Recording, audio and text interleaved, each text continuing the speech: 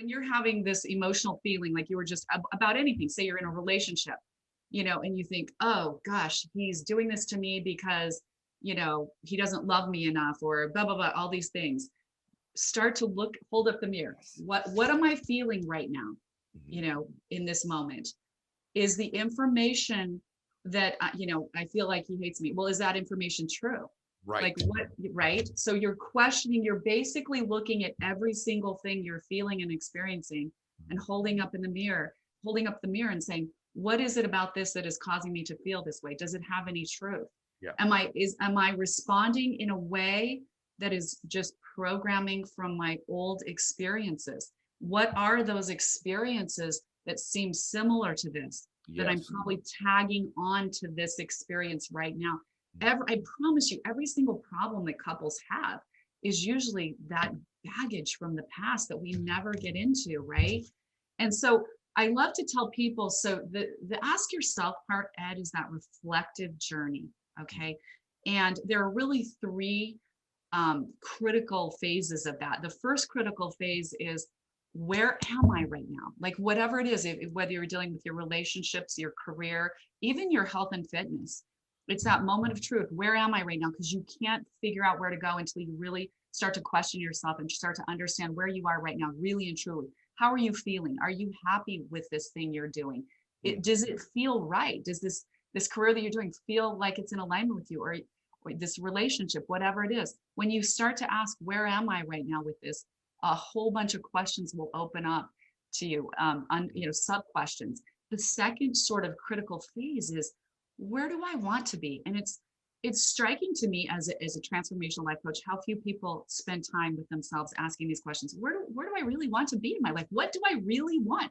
And we're afraid to ask the question big enough. So Mark and I always say, ask the question from the greatest place in your imagination, from the nth degree of your greatest imagination. Just don't ask how to get through the next day, but ask, where do I really want to be in my ultimate state of life? Say in my career.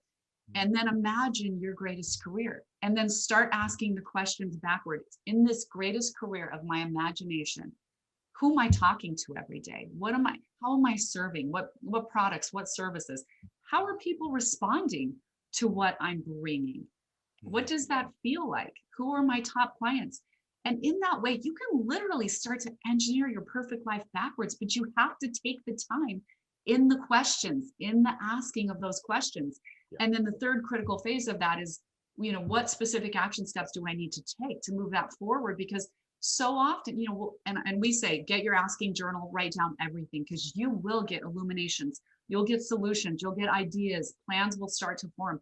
You need to write them down and keep asking your way forward. You need to pick up the phone and call that person that came to mind, right? Yes. Because this is all feedback from the universe, from God's perfectly divine universe.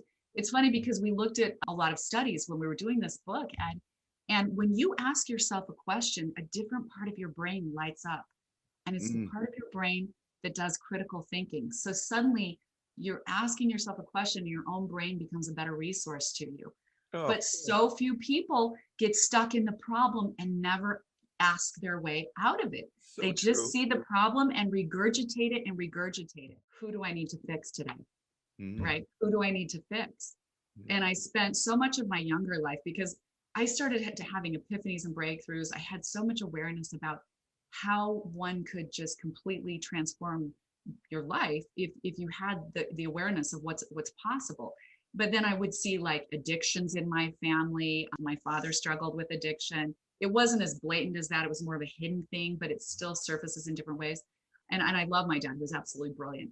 But so often I was looking around to see, who can I fix? How can I fix them? And then finally I had to accept that I can't fix anyone, that unless and until they come to me and ask for my help and truly, truly want help in some way.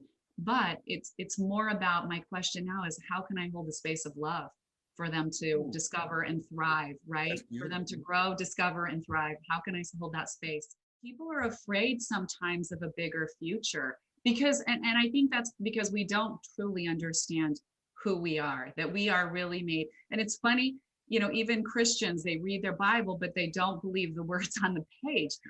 When you look at even the words of Jesus Christ, the things I have done, you can do, but greater than these. I mean, everybody blows past that. What did he just say? That we can do things that are greater than Christ? Like, no one registers that because they're too afraid. They're like, oh, that's not what that meant. That's certainly not what that meant, right?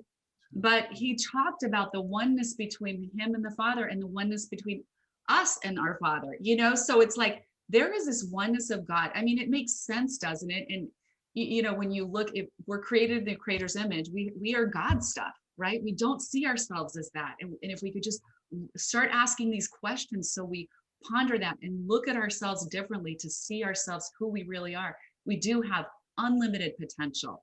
And so we just have to get all of our fears out of the way, and our uncertainty, so that we can step into that potential, because it's such a beautiful thing.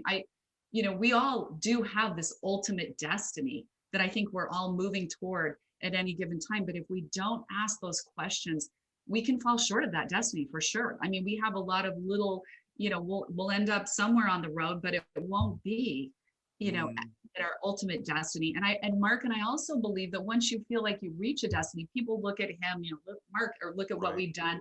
Aren't you guys finished? Like, why don't you just go play more golf or something like that? We don't have to work, because we know we're not done. There's more that calls us every day.